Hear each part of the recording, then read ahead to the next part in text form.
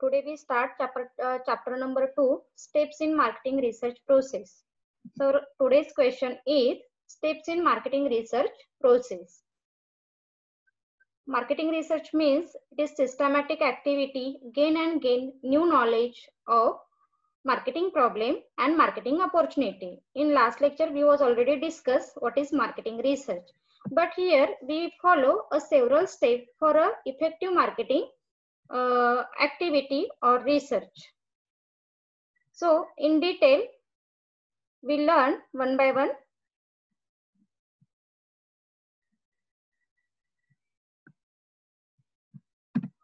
First point, identification the research design. That means define the research problem. Identification and define the problem. The market research process being with the identification of problem faced by the company. Clear definition of the problem help the researcher in all the subsequent research effort, including setting of proper research objective and determination of the techniques to be used and explain the information to be collected. In first step of the research process, we define the clearly research problem. म्हणजे ज्यावेळी आपण research problem clearly define करतो त्याच नंतर आपली जी काही process आहेत किंवा जे ऑब्जेक्टिव्ह आहेत हे आपण इझिली आयडेंटिफाय करू शकतो किंवा अचीव हे करू शकतो. So in first step we identify and define the research problem is clearly. Step 2, statement of the research objective.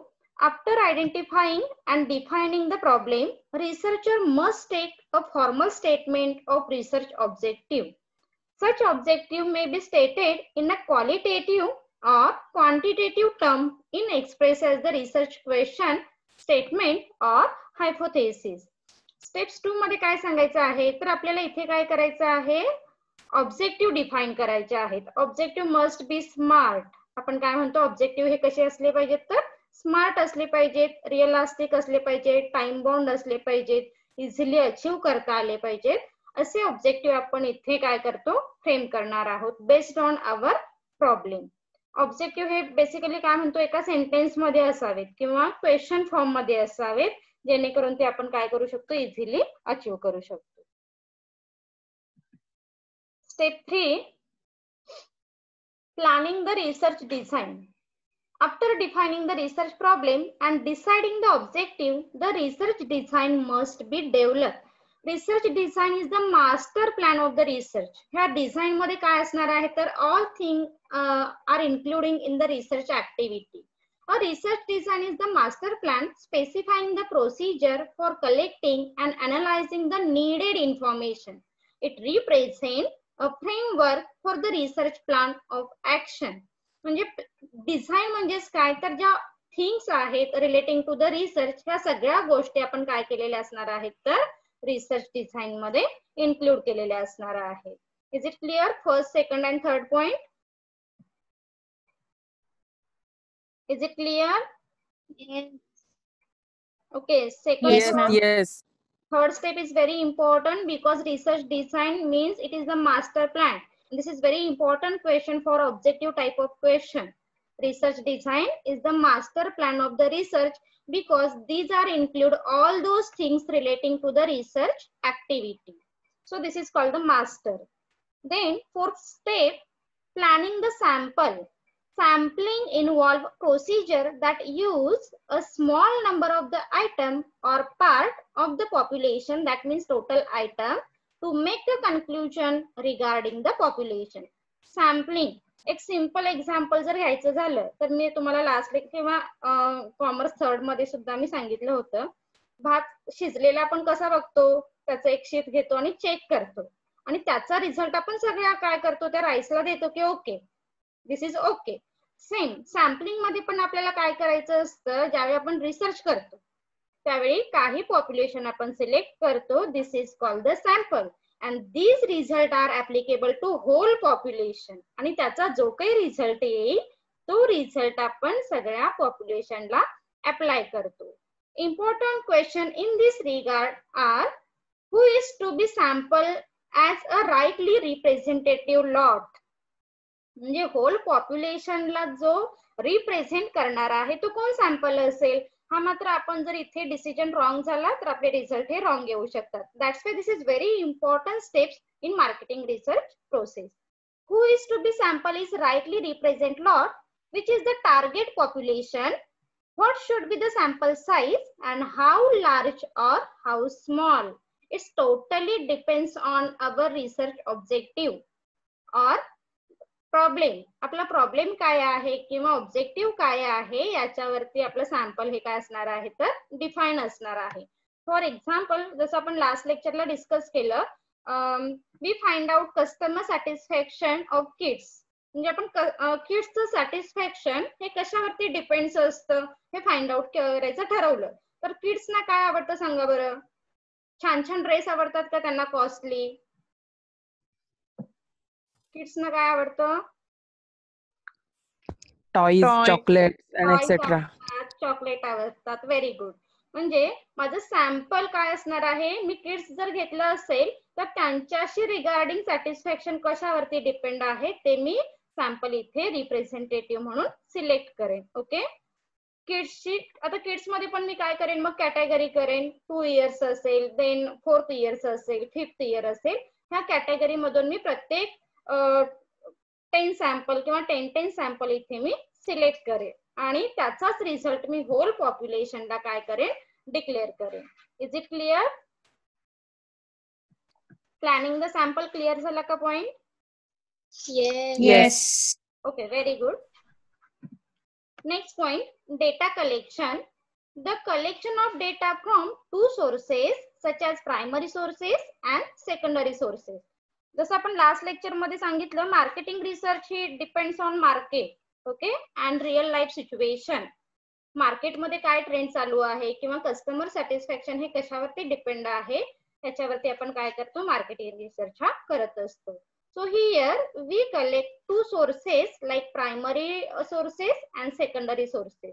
Primary sources includes questionnaire, survey, interview, etc. And secondary sources includes magazine, periodic, then written article, government publication, then publishing books, internet, etc. Primary sources मध्ये काय येतात. Primary sources is also called as the first hand data. म्हणजे जो आपण स्वतः prepare करणार आहोत त्याला प्रायमरी सोर्स असं म्हटलं जातं किंवा प्रायमरी डाटा असं म्हटलेलं आहे. देन सेकंडरी डाटा म्हणजे काय, जो ऑलरेडी इस्टॅब्लिश आहे आणि तो ऍज इट इज आपण काय करणार आहोत यूज करणार आहोत. This is called the secondary sources. Firstly we use secondary sources but we are not satisfied from secondary sources. That time we prefer primary sources. लक्षात येते का बघा. जरी मार्केटिंग रिसर्च आपण करत असलो पण पहिल्यांदा आपण काय करणार आहोत, सेकंडरी सोर्स काय आहे, मॅगझिन मधून काय इन्फॉर्मेशन मिळतेय का किंवा बुक्स मधून काय इन्फॉर्मेशन मिळतेय का, ह्या इन्फॉर्मेशन आपण कलेक्ट करतो, त्या रीड करतो आणि त्यामधून जी इन्फॉर्मेशन मिळाली पण अजून आपण सॅटिस्फाई नाही आहोत. That time we prefer interview, questionnaire, survey, observation etcetera. Depends on our objective and depends on our problem. त्याच्यावरती आपण कोणती मेथड चॉईस करायची आहे हे डिसाइड करतो. Next point, data processing and analysis. Data processing being with the editing of data and its coding. म्हणजे data आपण काय केला, प्रायमरी सोर्स मधून डेटा हा कलेक्ट केलेला आहे. For example questionnaire. क्वेश्चनायर मधून ज्यावेळी डेटा कलेक्ट करतो तो डेटा आपण ऍज इट इज कधी रिसर्च मध्ये यूज नाही करत.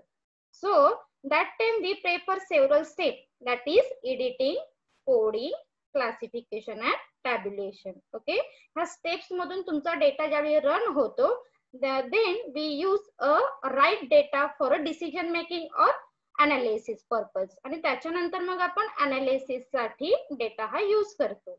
Analysis of data represent the application of logic to the understand of data collected about the subject.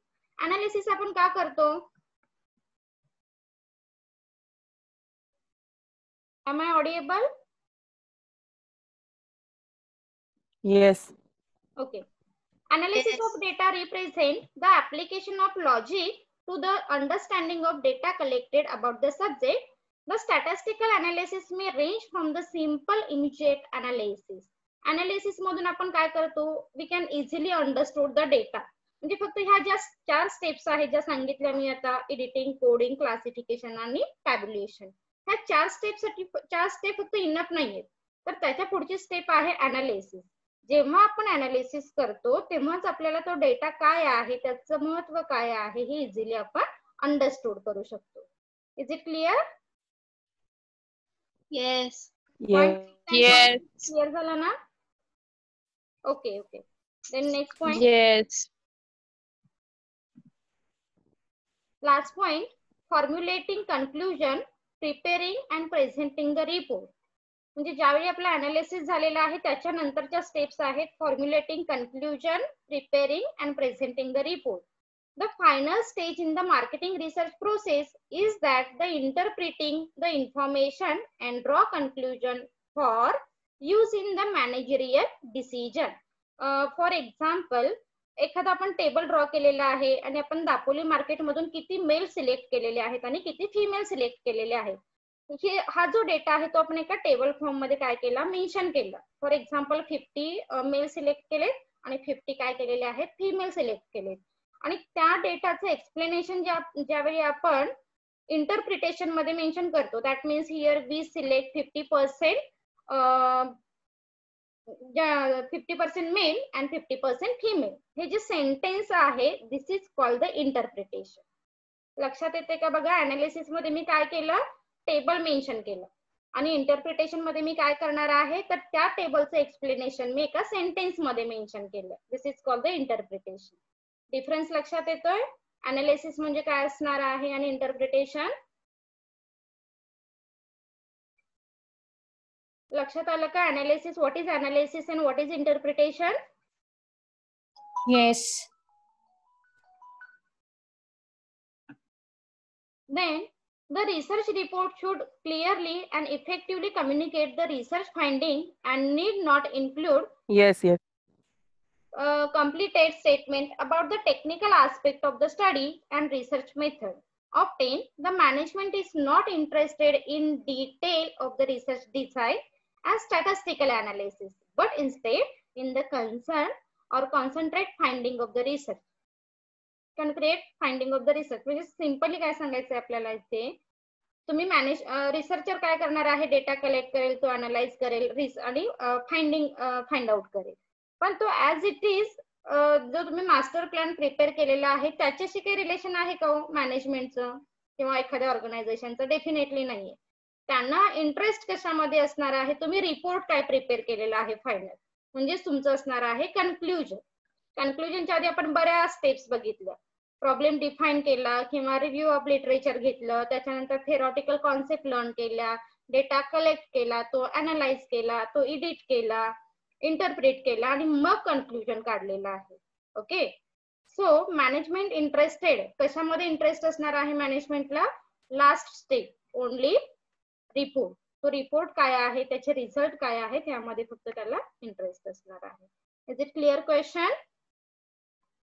Question clear झालाय का? Yes. Yes, ma'am. Yes. Steps कोणत्याही मिस करायच्या नाहीयेत. कोणताही स्टेपचा क्वेश्चन असेल तर तो 1 बाय 1 तुम्हाला रिमाइंड झाला पाहिजे.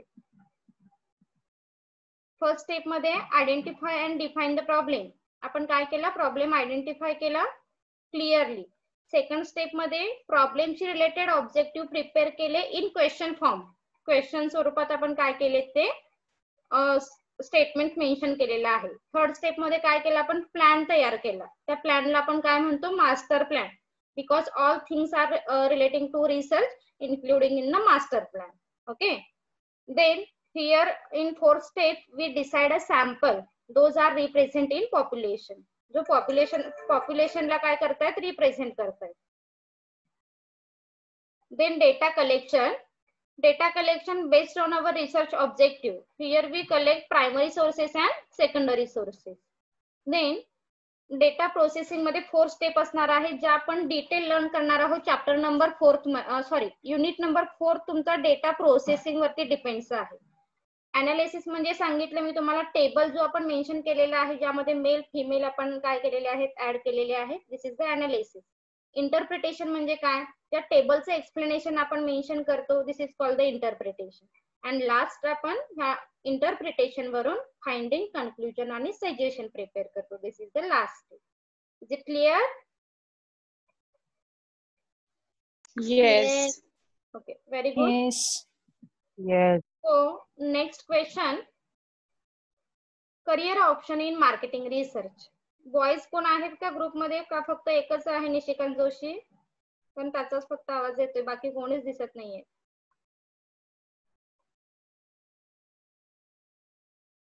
क्वेश्चन क्लिअर झालेला आहे का सगळ्यांना boys? Yes, ma'am. Very good. Yes. Then career Yes. option in marketing research. The employment opportunity for a market research analyst is quite large and the benefit too. Marketing research मध्ये बरेच career option आहेत, depends on our qualification. As the market research analyst, you can find job opportunity in the market research firm. जे marketing रिसर्चच्या firm असतात त्यामध्ये आपण easily job opportunity ही find out करू शकतो. Advertising agency, manufacturing industry, consultancy firm, government organisation, non government organisation, इथे आपण काय करू शकतो, ऍज अ रिसर्चर म्हणून जॉब करू शकतो. तर त्या आणखी डिटेल काय आहे ते बघा वन बाय वन. फर्स्ट आहे research director.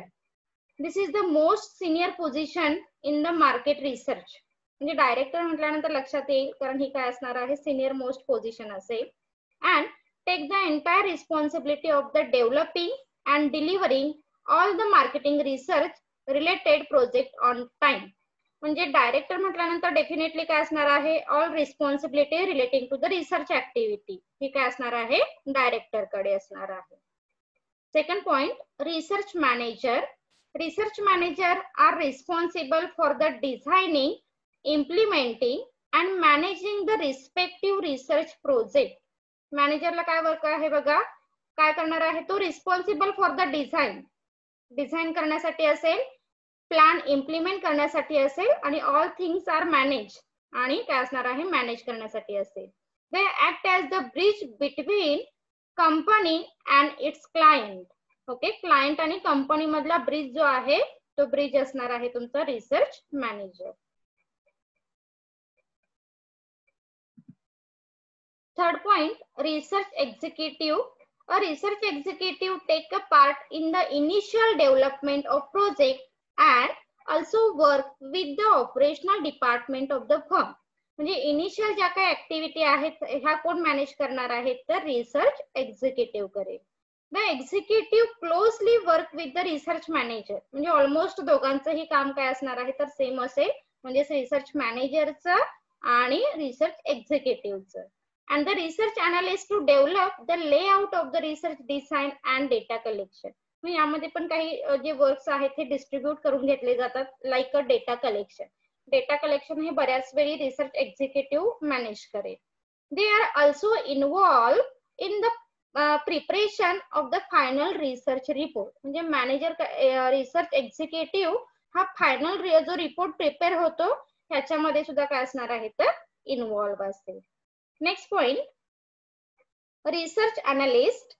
They look after the work of the data analysis and data presentation. म्हणजे डेटा कसा अनालाइज केलेला आहे किंवा तो कसा प्रेझेंट केलेला आहे हे वर्क मात्र रिसर्च अनालिस्ट बघतील. In addition, they also play an important role in the testing the qualities of questionnaire routine. म्हणजे तुम्हाला वाटले म्हणून तुम्ही काही 10-15 क्वेश्चन घेऊन एखाद्या रिस्पॉन्डंट कडे गेलात नाही, तर ती जी क्वेश्चनायर आहे ती आधी टेस्ट करावी लागते. यासाठी स्पेसिफिक लॅब आहे, ह्या लॅब मधून ह्या क्वेश्चनायर टेस्ट केल्या जातात आणि मगच तुम्ही काय करू शकता, रिस्पॉन्डंट कडून ती क्वेश्चनायर फिलअप करू शकता. सो हे जे वर्क आहे हा रिसर्च अनालिस्ट काय करू शकतो, हँडल करेल.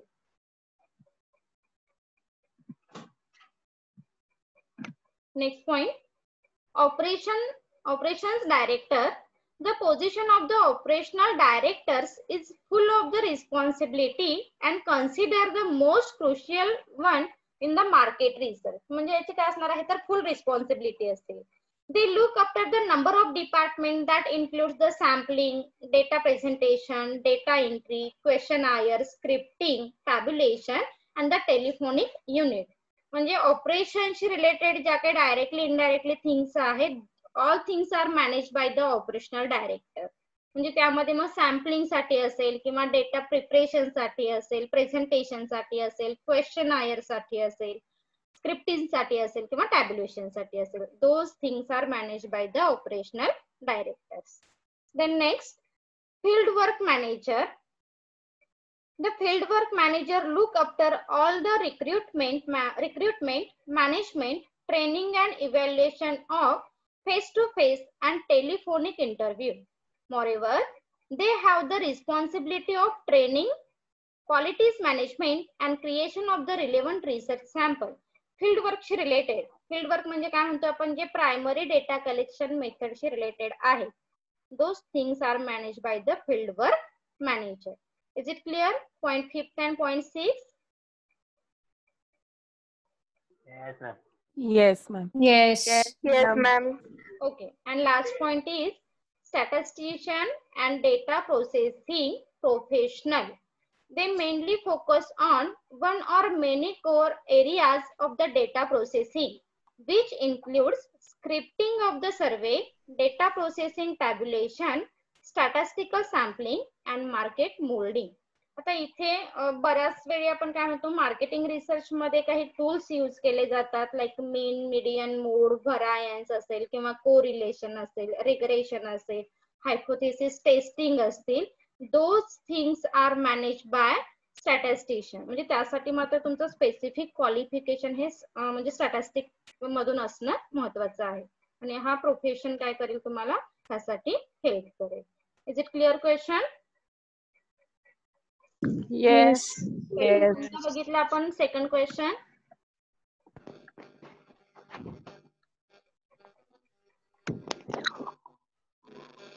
सेकंड क्वेश्चन कोणता लर्न केला आपण आता? Career job opportunity. Career opportunities in marketing. Career options. Okay. And first question.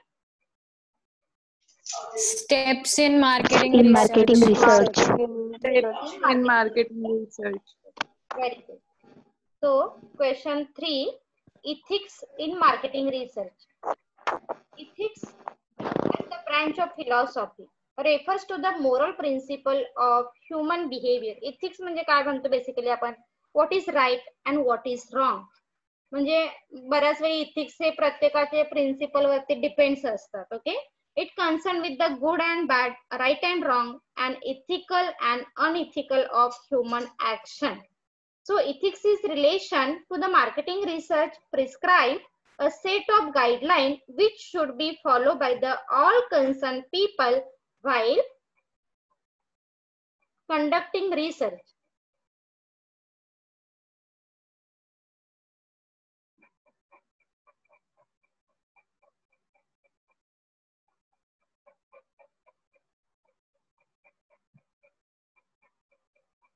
Am I audible?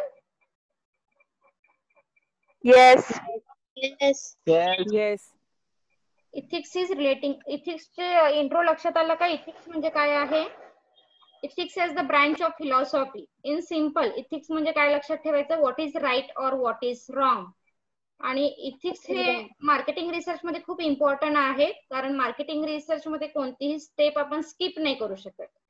मग ह्यासाठी इथिक्स आपल्याला काय करावे लागणार आहेत, तर फॉलो करावे लागणार आहेत. बऱ्याच वेळी आपण रिस्पॉन्डंट कडे जातो, डेटा कलेक्ट करतो. मग खरंच रिस्पॉन्डंट कडे गेलं पाहिजे, त्याचा डेटा कलेक्ट केला, त्यांच्याकडूनच डेटा कलेक्ट केला पाहिजे. ह्या सगळ्या गोष्टी इथिक्सची मॅटर करतात. So we learn detail one by one.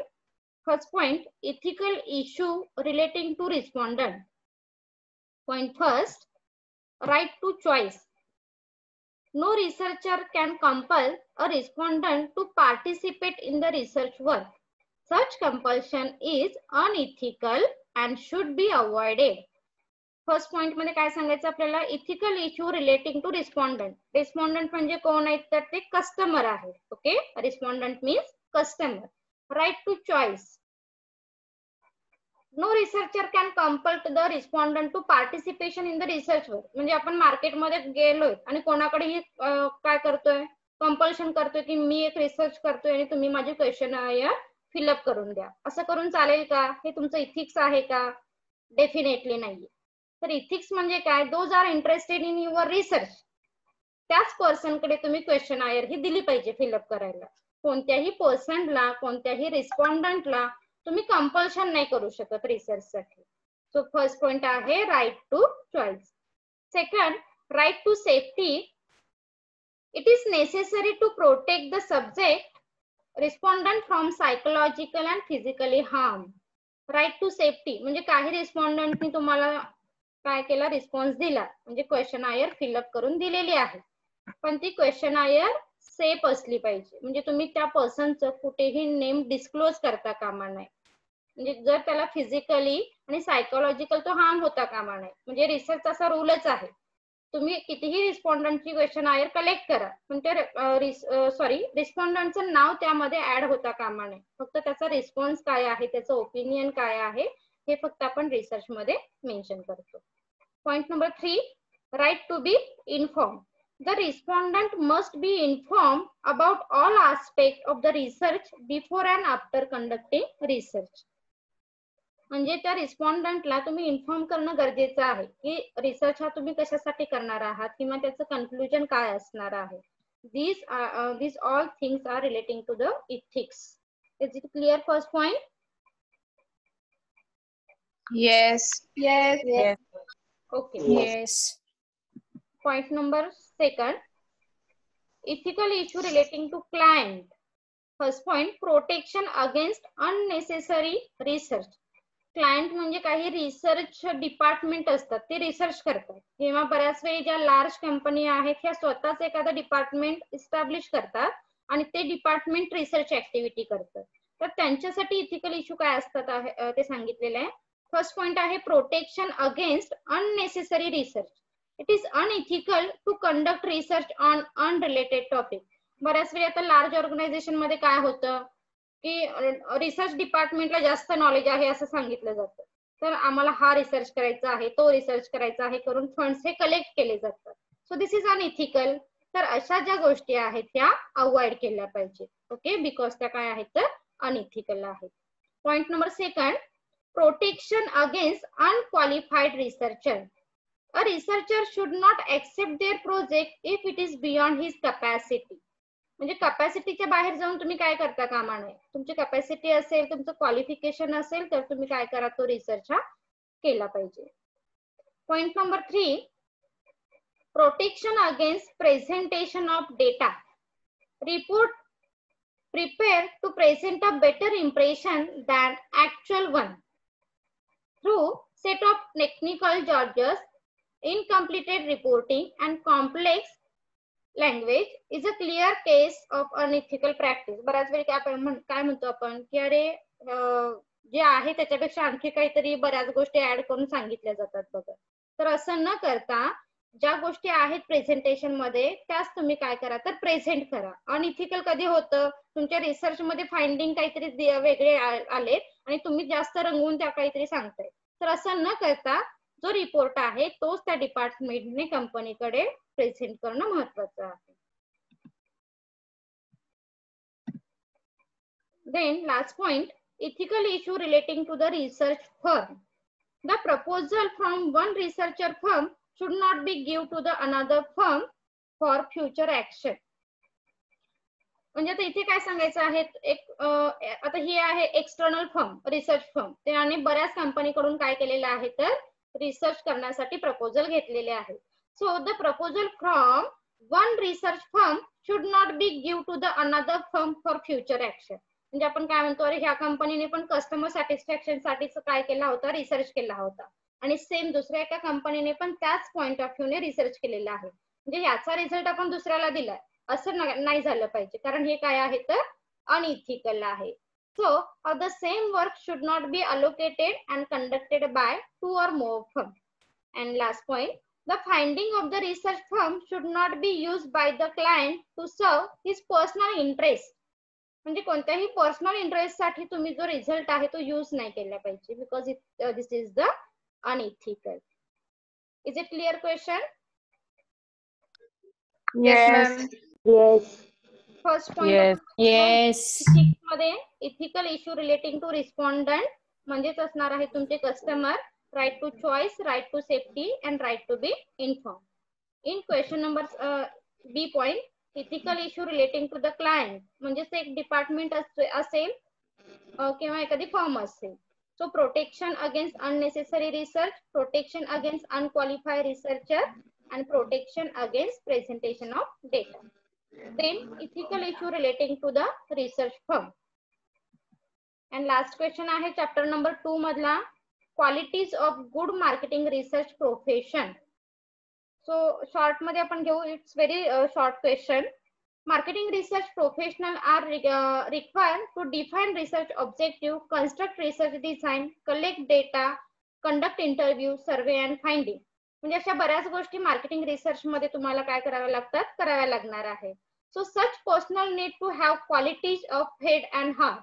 आणि ह्यासाठी तुमच्याकडे काही स्पेसिफिक क्वालिटीज असणं इम्पॉर्टंट आहे. बेसिक क्वालिटीज काय म्हणतो आपण, good communication skill, creative and analytical mind, pleasing manner etcetera. So 1 by 1 सांगितलेले आहेत. बेसिक एज्युकेशन, जर रिसर्चर म्हणून वर्क करायचं असेल तर बेसिक एज्युकेशन आहे बॅचलर डिग्री. आणि जर तुम्हाला ऍज अ डायरेक्टर म्हणून एखाद्या रिसर्च वर्क वरती काम करायचं असेल तर सांगितलेलं आहे master degree in business administration. In second point, analytical mind. It is an ability to understand and solve problem quickly and successfully. तुमचं अनालिटिकल माइंड असलं पाहिजे. फक्त तुमच्याकडे क्वालिफिकेशन म्हणजेच डिग्री असता कामा नये.